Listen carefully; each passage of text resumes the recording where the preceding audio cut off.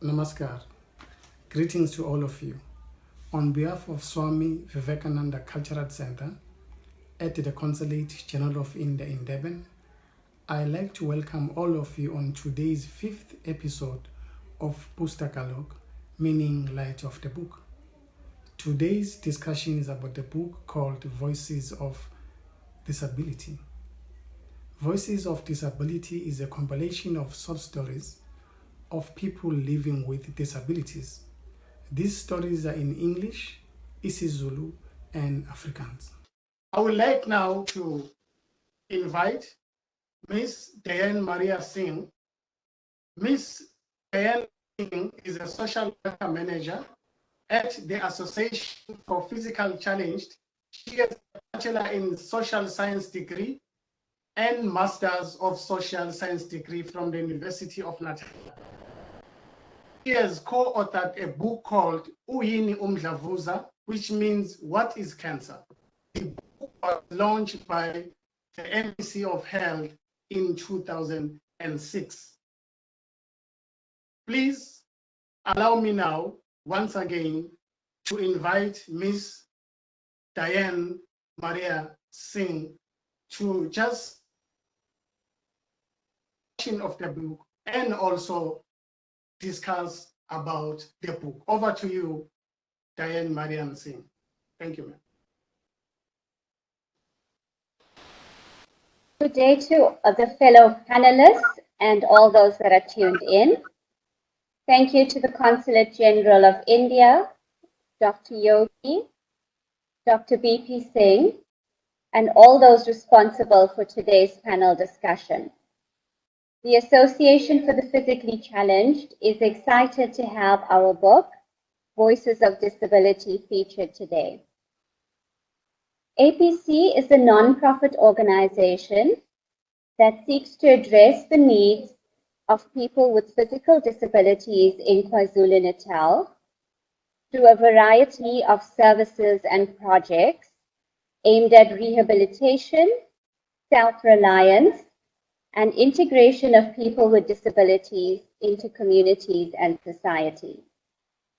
Some of the services offered by our various branches in the province includes counseling, support groups, empowerment workshops, disability sensitization training, income generation projects, assistive devices, home-based care, and rehabilitation services. Every year, APC commemorates International Day of People with Disabilities in different ways.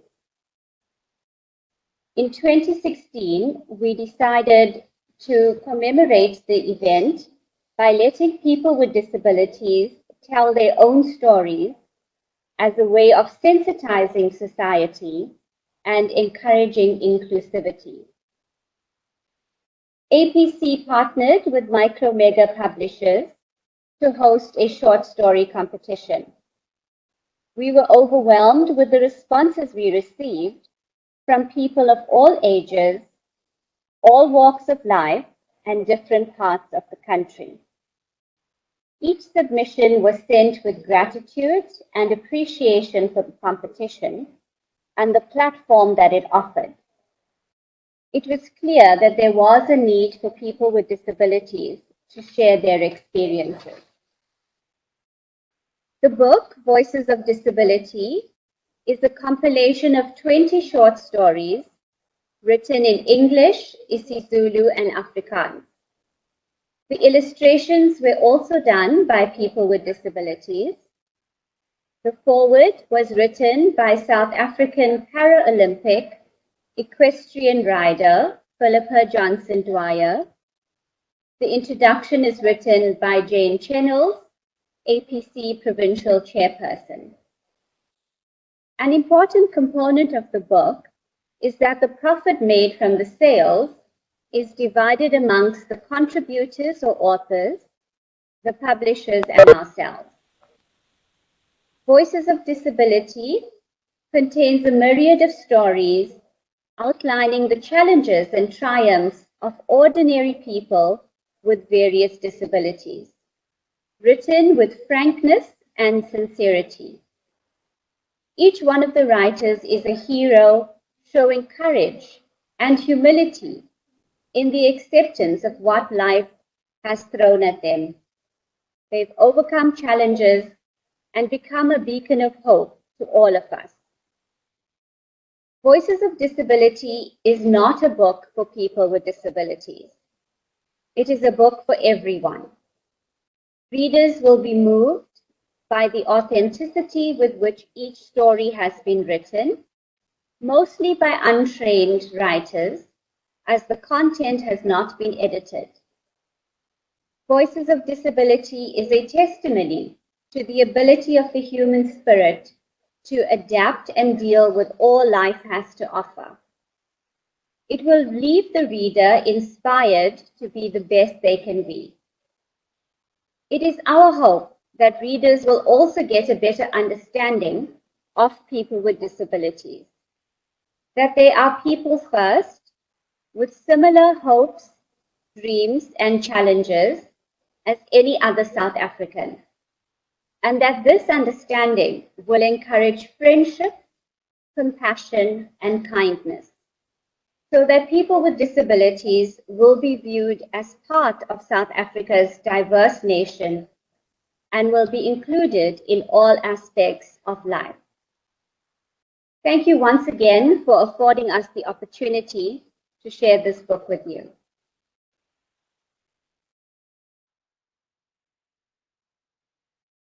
Thank you very much, ma'am. Thank you, Diane G. Without wasting time now, I will move to our second speaker, which is Ms. Nokuthula Elizabeth Mazibuko. Miss Elizabeth Mazibuko resides at Lamontville, and at the age of 53, she started running and completed many races and won some of the races also. In 2018, and various local production. Also one of the authors of the book, Voices of Disability.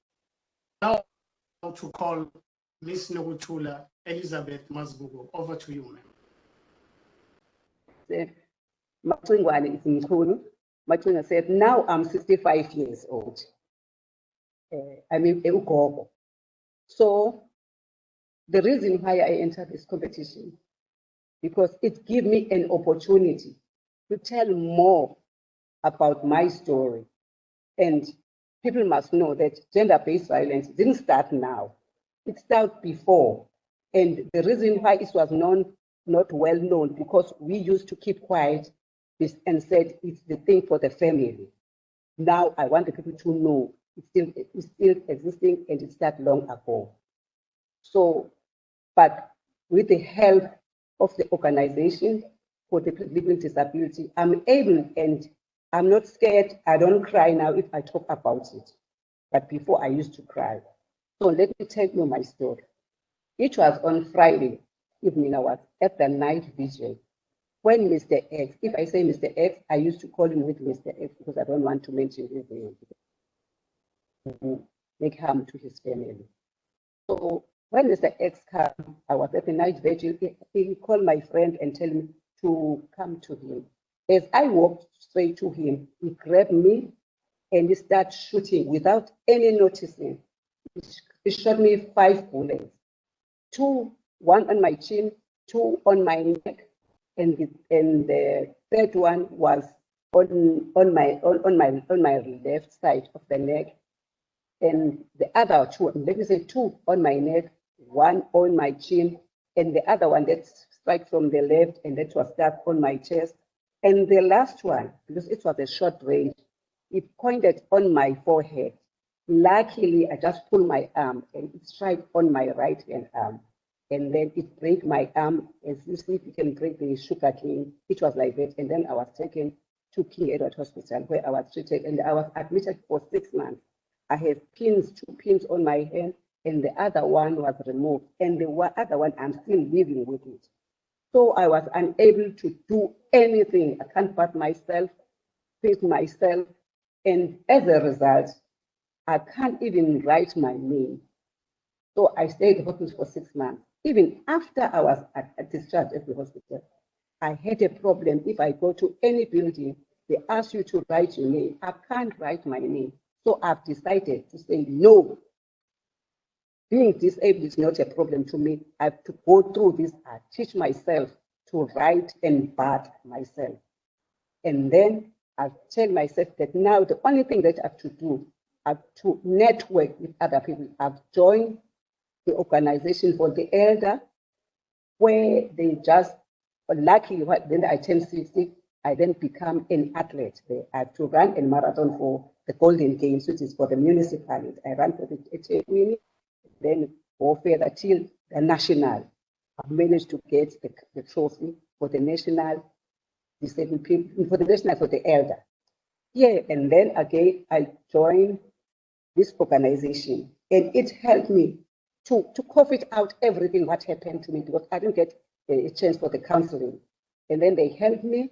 Even now, they help me writing my book, and I write my book so that people can read and know what happened. And then it gives them a caution to those who have been the source of gender-based and those who have not been, because there are signs. But I didn't notice all these signs for 5 years in this relationship. After this, and then when I look back, there were signs.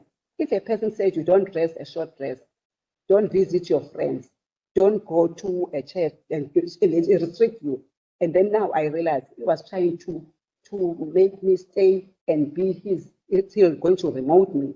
And then I stayed to that relationship. Now I'm telling other guys now, if your relationship, you must inspect your relationship. If someone do something and then shout at you, there is that abuse that you don't notice. The person just tell you the abuse, not by beating you. Don't wear this, don't go there. Those are the signs. And then later it gives you flowers, and then you become calm. But now I had the luck because I'm alive. Or after 5 bullets. What he did after that, he then committed suicide. When he heard that I'm dead, that the rumor said I'm dead at the hospital, he then committed suicide. Now I have that thing that if he didn't commit suicide, I was going to ask him what was the reason. And now I see there was no need. I have to go forward with my life. I'm now an athlete. I ran 100 meters and 10 kilometers. I'm now an actor. I'm acting from Uzalo, Imbeu, the reading of the book. It's an international that I know those things, those media things that they say it's new, something like that. You can watch it there. And there's a recent move that says the Durban General. I'm in there. Now I'm no longer 87%. I am an athlete. I'm top. I'm 65. I don't have BP, sugar, diabetes, because I work every morning and I jog. And my weight is 60. I manage my weight. You know, there's no disability. Don't take disability as an obstacle. You can go high. If this thing, if I know this thing before, I may be on fire, maybe I'm overseas. And I'm proud. People with my disability, give me an opportunity. Just move something that is a problem and make it something that works for you. It works for me. And I'm proud of it.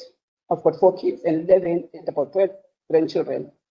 So they're proud of me, and my community is proud of me. People who are living with disability, no. We are like it. If we're given a chance, you can do it. So give us a chance, guys. We can do it and prove it. So thank you. Let me quote another thing in my book. There's that living with disability. You can quote it. After 6 months, I began to teach myself to use my left hand side by writing, batting, using the sewing machine. It's December time. I'm doing curtains now. I've got a lot of customers. I take my kids, I design them, just go to side, cut it for me, and then go to the sewing machine because I'm using my leg and pushing the garment with my left hand side. So disability is not a stigma to me. My appeal to people with disabilities that come out and participate and join the support group. There is life after disability. Thank you. Thank you very much, ma'am. Your story was very touching. With people like you around us, I am sure that most of ladies will learn so many things. and whatever happened to you, but still you never go down. You pushed, even at your age today, to me, it shows that it is just a number. Ma'am, your story was very touching. Now let me move to our third speaker, Mr. Francois Tejanga. Mr. Francois Tejanga developed people living with disability, since he specialized in providing educational opportunities for those living with disability. He obtained his human resource management through the University of South Africa,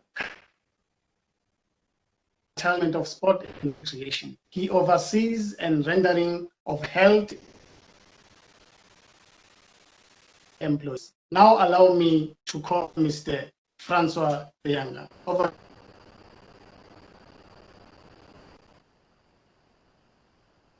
Okay, good morning to my fellow panelists, and thank you for this opportunity. When I was given the opportunity to participate in this discussion, I actually hesitate without, I didn't hesitate at all to actually say that obviously that I'll be participating in today's discussion. People living with disabilities is an area I'm very passionate about, and I think if the panel will allow me the opportunity, it actually started way back when I was about 7 or 8 years old, and when my schooling career started. When I was in pre-primary school, I actually had a problem where I was not able to pronounce the letter R. And when I was assessed by an educational psychologist, the psychologist indicated to my parent that I am mentally disabled. And the next year, my parents moved in from Greytown to Durban to allow me the opportunity to actually attend the Brown School in Marinnhill, Pinetown. After about a term into the school then approached my parents, and they said to them they do not understand why I was in the school, because I was no longer needed for me to continue the school. My parents took the opportunity then to say, instead of me going back to a mainstream primary school, I was then given the opportunity to stay until the end of the year.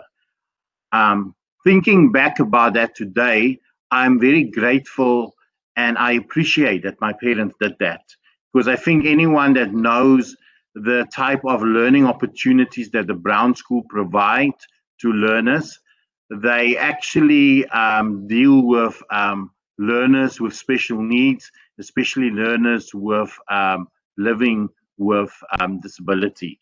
I think that year was very instrumental in my life, and it left me with a profound appreciation with people living with disability. It also helped me because I spent a lot of time in the library that year, because I finished the curriculum like in one term, and it actually then developed this huge love which I still have today, and that is for the written word. When I then obviously eventually moved into my human resource career, and when I pursued that career, I was fortunate that one of the first areas I was exposed to was then obviously the issue of employment equity and the mainstreaming of diversity and disability. And I think as I am sitting today, as my career developed, I might not necessarily be here in my professional capacity as an employee of the Department of Sport, but more in a personal capacity. But I can profoundly say that I am still very passionate about people living with disability. I think as we've just left the month of Disability Month behind us.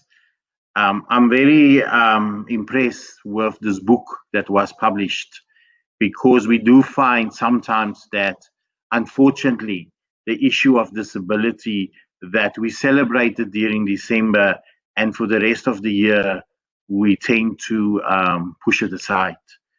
When I was given the opportunity to read this book, I was very, I was happy, because in our line of work, we deal a lot with the publisher, but never really in terms of the written publications that they deal with. And I'm very profound, and even listen as our panelists spoke about her journey and what she went through. And I truly hope that we can hear more about the stories, not only in the workplace, but from people in general. Obviously, I think this is a huge achievement, because I think it's for the first time ever that we put so many voices together in a book. When one look at the book, you hear the voices from English-speaking people, which you see a lot. But it very rarely happens that you see or you read about those experiences of our isiZulu community. And I think our panelists is like a testimony of that. And obviously, there's also the Afrikaans story as well. So I think it's an important milestone. It's an important book, because it reflects of what we sometimes forget. I think it's more about just people. It's more about just Disability Month. It's about, and I like the term mainstreaming of disability. How do we start talking about these issues, but how do we do it in a way that we involve them? I think this book is very, very important, because it tells us, it tells us of how the spirit can triumph. It tells us how the spirit can exceed beyond what we normally see. For us, it's more important than just people really receiving the grant. It's about how we say, how do we as a community empower them? And for me, because I'm passionate about literature, I'm passionate about books, I always believe that there's no stronger voice than the voice of the book. There's no stronger voice than what authors pen down.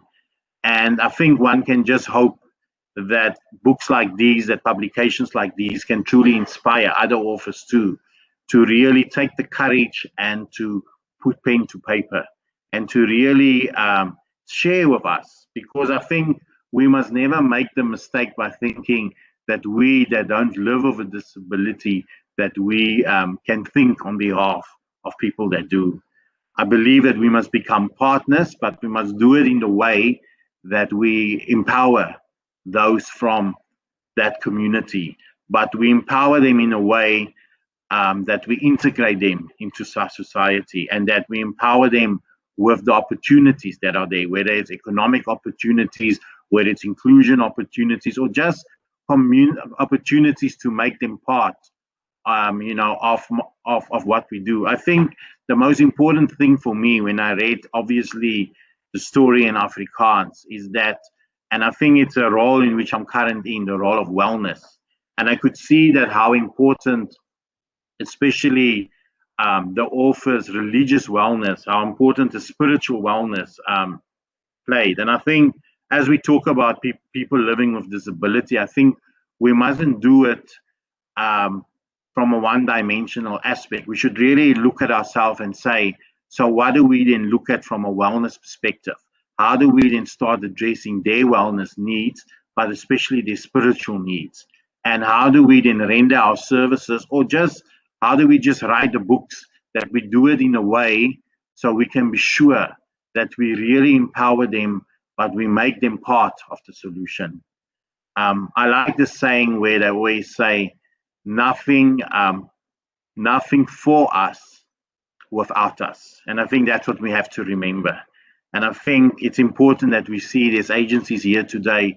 I think we have to applaud them, especially as a human resource professional, someone that's passionate about the empowerment of people. But I truly believe that empowerment cannot really happen, especially in the context of South Africa, unless we talk about the empowerment of people living with disability. Once again, to my panelists, it's a great honor to be here today. And I truly hope that more people can be exposed to this book, because I do believe that everyone that really reads it is going to walk away with something.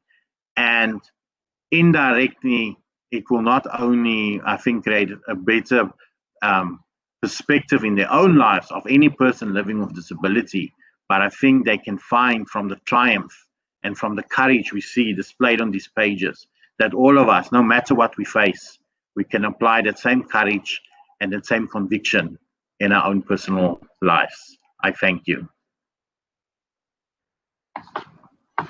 Thank you very much, Francois G. Thanks for such a wonderful words. Now allow me to move to our last speaker, which is Dr. BP Singh. Over to you, sir. Thank you. Namaskar, goeiemorgen, Sanibonani, and hello to our viewers as well as the Swami Vivekananda Center colleagues and my colleagues and fellow authors. Thank you for the opportunity of being part of this erstwhile panel talking on such an important topic. For me, this book is a book of advocacy, of conscientizing of people through reading, and it shows the power of literature. My fellow panelists have spoken about the contents of the book and the implications and the objectives of the book. I'd like to spend a few minutes just talking about the book from a literary point of view. And I'd like to start off by reading the quote by the provincial chairperson of the APC, Jane Chanels. And it reads, I quote, "Each one of the writers is a hero in his or her own way, showing courage, tenacity, and humility in the acceptance of what life has dealt them, to overcome a variety of challenges and become a beacon of hope to us all," unquote. I think these very powerful words that serve as an excellent prelude to the contents in the book, as well as the strong people with fervor that actually wrote their stories. It's not easy to actually put yourself out there in the public space. And I want to, at the outset, congratulate our authors, and Ms. Mazibuko is here as a representative of those authors to say it's an extremely challenging task to do that. It takes a lot of courage, and I must applaud all of you that have the means and the power to say, I am here and I am to be counted. Talking about the writers, you'll find that in the stories of the book, you've got writers that are actually people with disabilities themselves, or parents of people, of children with disabilities. And I think the first-hand view into the life of a person with challenges is extremely refreshing, because we are used to professional authors whose work gets put out there for commercial reasons or for any other reason that people write, but that puts a polished piece of work out there. And in reading this particular book, the authenticity comes through in the simplicity of the book. It therefore spans all age groups and the readership across the board, in the sense that the message is more important than the messaging itself or the form of communication. And I think that's an excellent strategy in getting the message across. None of the authors, and this is the first-hand experiences, of course, actually lament and say, I am pitiful, please feel sad for me, please pity me, I can't do anything. And that is really touching, because every author says, as a representative, that they are well able to take care of themselves. They do not need the pity of the able-bodied people. They are just different, or as I would say later, differentially abled. There is no lack. And as the case of Ms. Mazibuko, she says there is no lack. She is competent in a different way, but she is absolutely competent. The writing style is very easy, if I may say, and the easiness comes through in the simplicity and the cathartic manner in which the authors write. You know, as I've mentioned before, people write for different reasons. And I think in this instance here, the honesty and sincerity that came through in the placing of the stories of these individuals on paper is very cathartic in the sense that they come to peace with themselves and the situation and suddenly realize they do not have a situation. They actually have strengths that other people do not have. The honesty is there in the sincerity and the personal stories. It allows us to experience life from so-called the other side. And as my colleague Francois said, the motto of the disabled people is nothing about us without us. And sometimes we are all too eager to decide for other people what is best for them without really consulting with them. And I think from a literary point of view, as a piece of art, this book says, we are here, we are competent, and we will take charge of ourselves. And that's a very, very strong point to society as a whole. The inclusion of stories in English, Afrikaans, and isiZulu, I think was a very strategic touch. And for this, I must congratulate Ms. Diane, who coordinated the publication. A disability knows no boundary, no race, no color, no creed, no culture. It cuts across the spectrum. And I think it was an excellent touch to have stories in Afrikaans, isiZulu, and English all together as one compilation. That in itself sends a strong message to society that such an aspect, such a concept, knows no boundaries. In reading this book, I find that the authors, although they've been coordinated by the APC, there's a sincerity in the appreciation they show for the work of the APC. And I think, Diane, you can take that back to senior management. You know, I am a firm believer that we don't often say thanks sufficiently enough in life.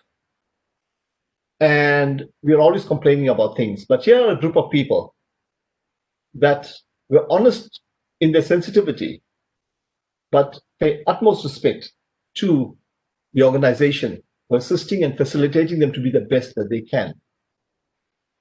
If you look at the works by, for example, Mr. Zulu, who says, Halala APC, Halala. There is none like the APC. You are a godsend. You are our heroes in the Holy Bible, where we find Shadrach, Meshach, and Abednego, who are tossed into the fire and saved by the sudden appearance of a fourth person who was in fact God. This story reminds me of the APC. I think those are such powerful words, where our previous panel spoke about the implicit belief in God for all of us, not only the physically challenged, to say we accept our peace and we progress and we succeed. But here is this comparison between the APC and how the people, your beneficiary, look at you. That goes beyond the service that you provide. It's not just the physical resources, but the mental stimulus that you provide these people to self-realize. And that's very, very wonderful indeed. All our characters are strong-willed. Blind Nagama Governor's message to all the physically challenged people is, give yourself a chance and believe all things are possible. We take as normal, so-called normal, human beings, we take things for granted like eyes, the eyesight, our ability to smell, our ability to taste. And then you come across people who do not have those abilities. And all of a sudden it says to us, we need to take appreciation or show appreciation for that which we take for granted. So this book is also a form of self-realization for people not suffering from disabilities, if it is a suffering, of course. In terms of societal awareness, I think Francois covered this. Sometimes we need to be conscientized to the reality around us. I think each and every one of us in this panel, as well as our friends and neighbors, will know someone or be related to someone who has a physical challenge of some sort. Somehow, sometimes we forget to notice that, let alone acknowledge it. And I think this book is a great advocacy in that space, to say, let's look around, not just look at the people around us, but see the people around us and see through the camouflage and the laughter and smile and look at the real person behind that we have sometimes not seen. It therefore gives us a fresh perspective on the way we see the world, whether we have disabilities or not. Our government programs like DISA, and Francois comes from the Department of Sport and Recreation, you'll find that government has many programs for the differentially able, as I'd like to refer to our people who call themselves, people with disabilities. And I think Ms. Mazibuko will attest to that, being an athlete herself. And so I think the government of the day, constitutionally as well, acknowledges the people with physical challenges. And I think it's incumbent upon us as able-bodied people to encourage the disabled to take advantage of these opportunities to self-realize, as well as for them to do themselves. All, as I say, show an implicit faith in God. And the case of Ms. Mazibuko, who explained her incident on how life changed in an instant, would tell you that some of us are born with disabilities and some later have it thrust upon us, very often through not of our own doing. So even we as able-bodied people need to be cognizant that life can change in an instant as well. In terms of messaging to our readers, I think it's accept our lot in life, whatever they may be, but appreciate what we have, no matter what they may be as well. In conclusion, I'd like to say that many of us that believe we are physically abled, we have our latent diseases like sugar diabetes, high blood pressure itself, and those things can actually affect us negatively as time goes through. So let's take ourselves not for granted. And let this book be a conscientizing change agent in that space. I'd like to conclude by saying that this book gives credence to the view that these writers are people with disabilities. They're actually not people with disabilities. From today onwards, Ms. Mazibuko and Dan, I think let's look at being differentially abled as compared to being physically challenged. Because you guys, from what I've read and from what I know, are so much more competent than myself personally in many ways. And I really applaud that. I just want to say to you, disability lies in the eyes of the beholder and the standards that society puts on us. But like the people in this book here and the message you sent out there, we are not disabled. We're just different. Thank you. Thank you very much, Dr. Singhji. Thank you very much. Your words were very touching. In fact, all our speakers, whatever said this morning, I'm really touched, from Diane to Mama Elizabeth, Francois, and you, Dr. Singh. Today, there is a sense in me that I can never be an eye or a mouth or a decision maker of I fully understand there is a sense in me. Today I am remembered that they are also competent. They also have a right to decide whatever they want to live their life. And also, they also have a right of freedom of speech and press. They are full human beings. So today I really appreciate, guys, all of you. I am touched, so I really enjoy this program. So now we are reaching the stage whereby I will be giving the vote of thanks again to all of you. I'm saying on behalf of Swami Vivekananda Cultural Center at the Consulate General of India in Devon. It gives me a great pleasure, as I said earlier, a great pleasure again to be part of this production today, Pustakalok, Light of the Book, 5th episode. Today we're discussing the book Voices of Disability. Thank you very much all of you who participated. Miss Diane Maria Singhji, Danyavad ma'am, thank you very much. Mama Elizabeth Nobutula ji, Yabonga Kakulu ma'am, your stories were very touching. Today, as I said earlier, today me confirm that age is just a number. As long as the opportunity we will go. Thank you, ma'am, for reminding us. To Francois, thank you, sir. Thank you for all the love that you're showing. As you are saying, you have a passion for people. Thank you very much, sir, for showing us. Dr. Singh, Anyavaji, Director Chaitanya Yogi. Thank you, sir, very much. Piyush Kande, thank you very much. And to our online created on this event, I'd like to say all of very much, guys. Please visit our page so we update about all our cultural activities that are arranged by Swami Vivekananda Cultural Center in Devon. On that note, to all of you guys, have a wonderful day. Namaskar.